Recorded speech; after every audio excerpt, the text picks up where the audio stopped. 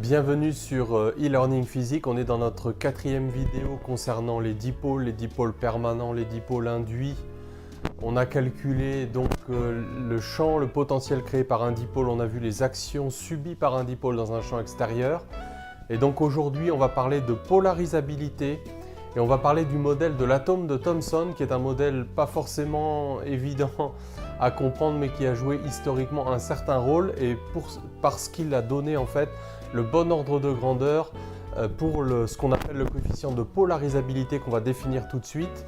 Et alors ça fait partie un petit peu des exemples historiques où on a un modèle qui est complètement faux, mais qui, parce qu'il a les bons ingrédients dimensionnels, finit par nous donner un résultat qui est le bon résultat, un bon ordre de grandeur.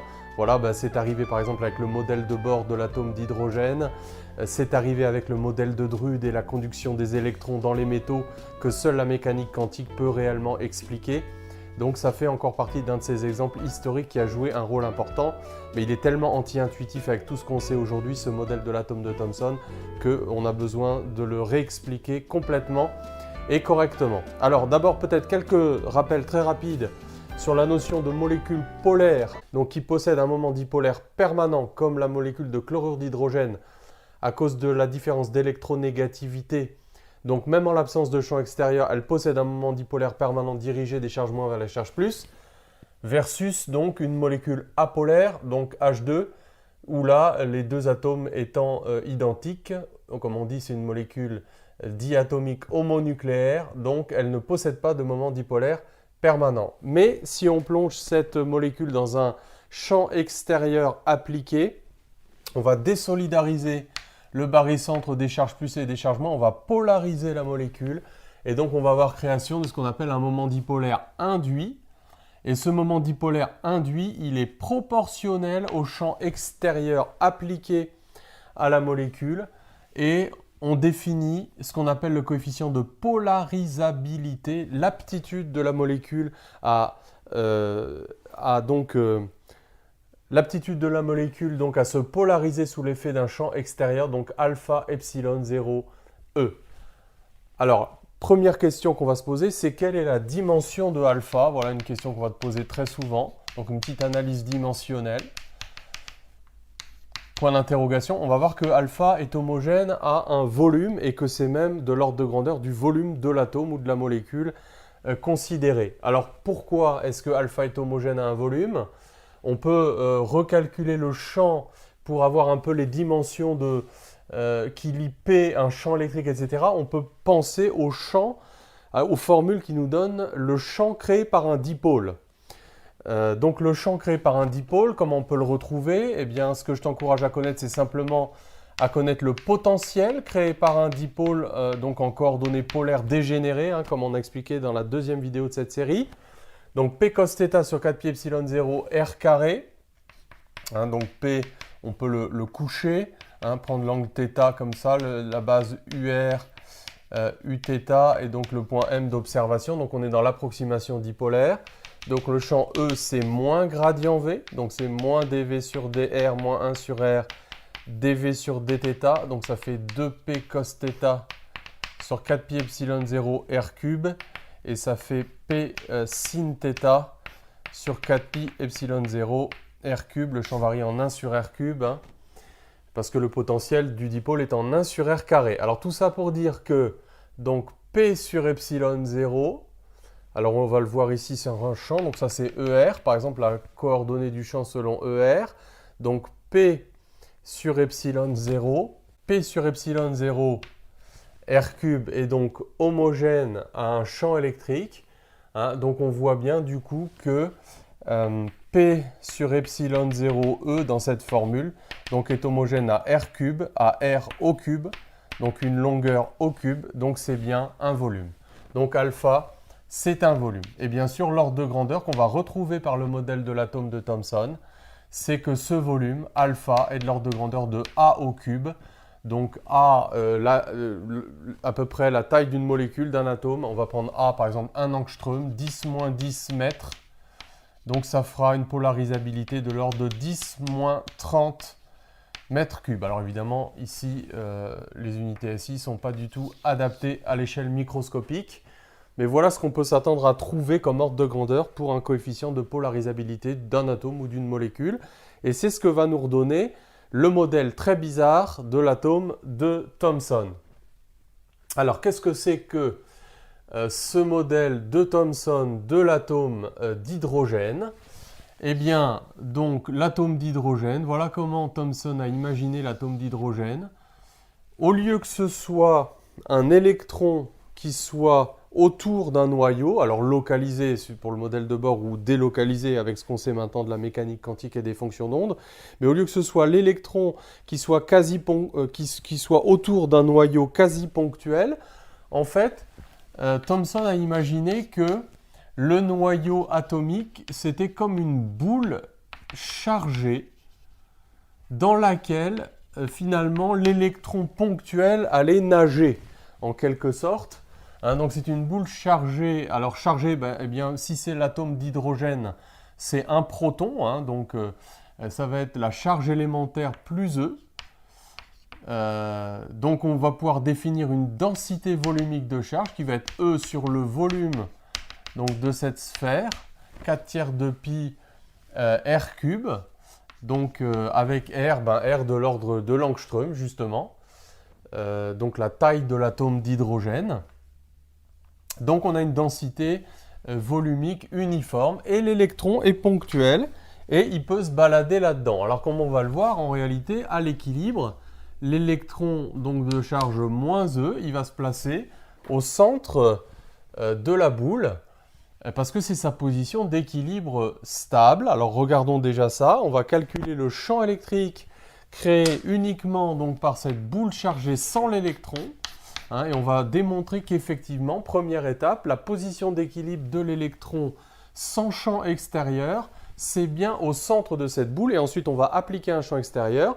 Et donc là, on va voir que l'électron ne va plus être au centre de l'atome, mais ça va créer un moment dipolaire induit qu'on va pouvoir calculer. Et en identifiant avec la définition de la polarisabilité, on va vérifier que alpha est de l'ordre du rayon de l'atome au cube. Et c'est là que voilà, ce modèle-là, complètement irréaliste, donne un bon ordre de grandeur pour la polarisabilité. Alors, pour ton info, c'est Rutherford, donc ce physicien britannique, qui a démontré en 1911, ou ses étudiants, que le noyau était ponctuel et que donc, voilà, que la matière c'était principalement du vide, mais que les électrons donc circulaient ou étaient ou tournaient, pour le modèle de Bohr, on n'était pas encore à la mécanique quantique, donc autour d'un noyau ponctuel. Donc ça, c'est qu'en 1911, le modèle de Thomson, il est plutôt 19e siècle. Alors, on regarde ça ensemble. Donc, champ créé par cette boule. Alors, j'ai fait toute une vidéo sur les champs créés par les distributions à symétrie sphérique et l'analogie avec la gravitation. Donc, je vais aller très très vite. Donc, par des considérations de symétrie, le champ est dirigé selon, alors je vais prendre un point M, donc selon le vecteur ER des coordonnées sphériques. Parce qu'on a une infinité de plans de symétrie qui contiennent la droite OM. Ils sont tous plans de symétrie, ils coupent tous la boule en deux. Et puis, comme la distribution de charge est invariante par toute rotation, donc θ et φ, on est en coordonnées sphériques, eh bien, le champ ne dépend que de R. Donc, il est de cette forme-là. L'application du théorème de Gauss, donc le flux du champ électrique est égal à la charge intérieure sur epsilon 0, va nous donner le champ à l'intérieur de la boule. Donc, comme surface de Gauss, on choisit une surface qui passe par M. Alors, évidemment, attention, ce n'est pas la boule chargée elle-même qui peut être la surface de Gauss, parce que dans le cas général, ça ne passe pas par M, M qui est un point dans le noyau délocalisé. Donc, le flux, c'est E de R fois la surface de cette sphère, ici orange, de rayon petit r et non pas grand R. Donc, est égal à Q intérieur. Donc, Q intérieur, c'est ρ fois la surface de cette boule de Gauss. Donc attention, il faut prendre que la charge qui est à l'intérieur, donc il ne faut pas prendre la charge totale, mais 4/3 de pi petit r cube. Donc en réinjectant d'ailleurs l'expression de ρ, on peut faire apparaître cette charge totale comme une fraction de la charge élémentaire. Donc ça va faire R sur grand R, le tout au cube. Donc on voit bien que quand petit r vaut grand R, on récupère la charge totale, ou on peut laisser comme ça aussi. Et donc on aura E de R qui va être linéaire en R à l'intérieur Donc ici, donc, ça va faire ρ r sur 3 epsilon 0. Bon, on pourrait remplacer ρ. Donc on peut le mettre vectoriellement. Donc voilà le champ. À l'intérieur, on ne va pas le calculer à l'extérieur, on va rester qu'à l'intérieur. Il est linéaire en R. Et donc quand l'électron est plongé dans ce champ, la force exercée sur l'électron, c'est moins E fois ce champ créé par le noyau.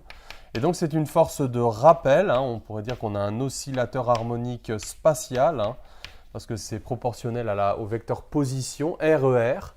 Et donc l'électron est ramené toujours au centre de la boule. Donc la position d'équilibre stable, c'est le centre de la boule. Donc là, on est dans le cadre d'un atome apolaire, il n'y a pas de moment dipolaire permanent.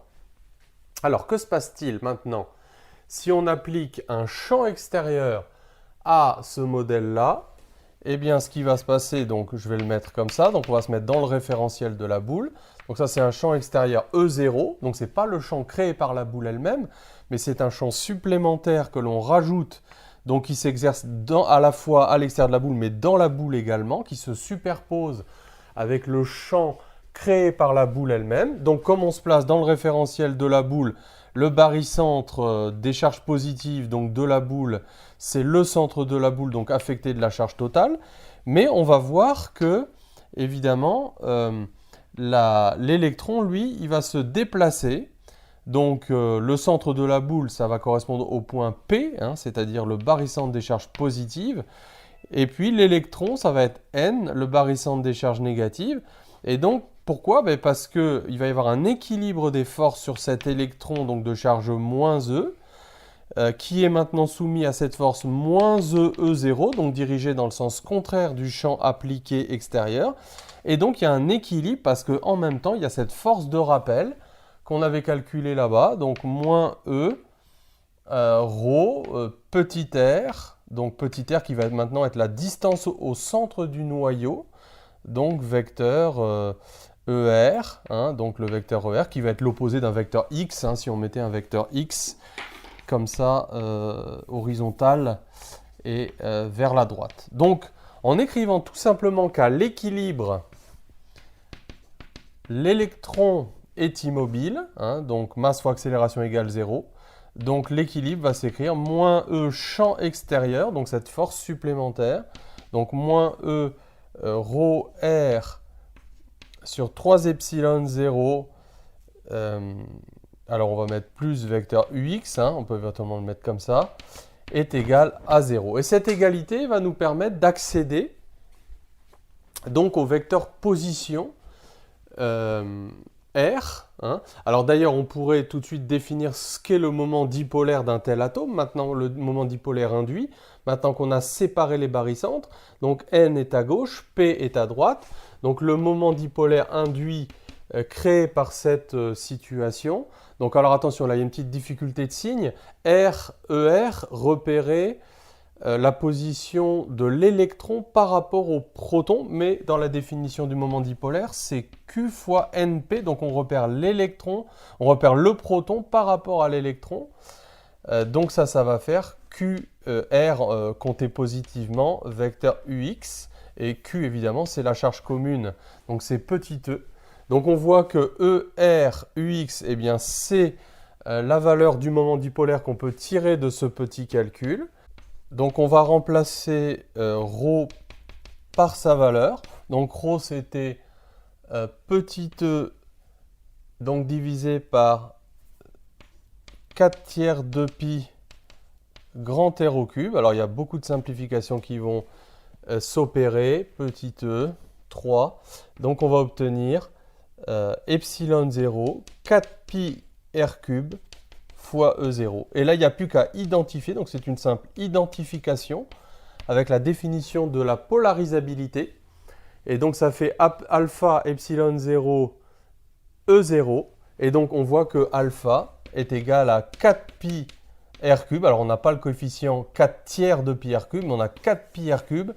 Mais ce qui est donc tout à fait de l'ordre de grandeur du volume de l'atome. Donc on avait donné un ordre de grandeur tout à l'heure, à peu près 10 puissance moins 30 mètres cubes. Donc bien que ce modèle soit totalement faux, puisqu'imaginez que l'électron est délocalisé à l'intérieur l'électron est ponctuel et à l'intérieur d'un proton délocalisé, ça, on sait que c'est complètement faux. De ce point de vue-là, le modèle de Rutherford était beaucoup plus performant, ou de Bohr, même s'il était lui aussi faux.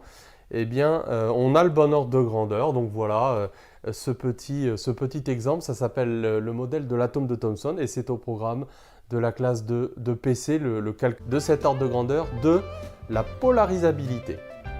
Voilà, il y aura une dernière vidéo cette année sur l'électrostatique avec le calcul de l'énergie de constitution électrostatique d'une boule chargée positivement par adjonction successive de charges donc venant de plus l'infini de croûtes sphériques. C'est pas évident ce truc-là, ça s'utilise aussi beaucoup en gravitation. Donc ce sera l'objet de la prochaine vidéo en électrostatique. À bientôt.